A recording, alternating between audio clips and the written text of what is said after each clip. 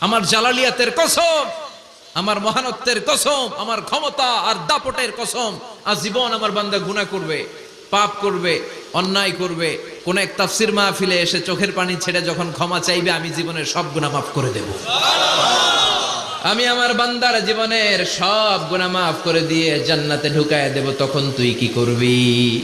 লাগফিরান্না লাহুম মা দামু ইস্তাগফিরুনি।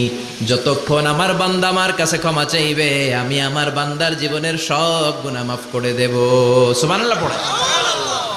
এজন্য রব্বুল আলামিন বলেন, ইয়া আইয়ুহাল্লাযীনা আমানু তুবু ইলাল্লাহি তাওবাতান নাসুহা। তওবার মতো তওবা করো।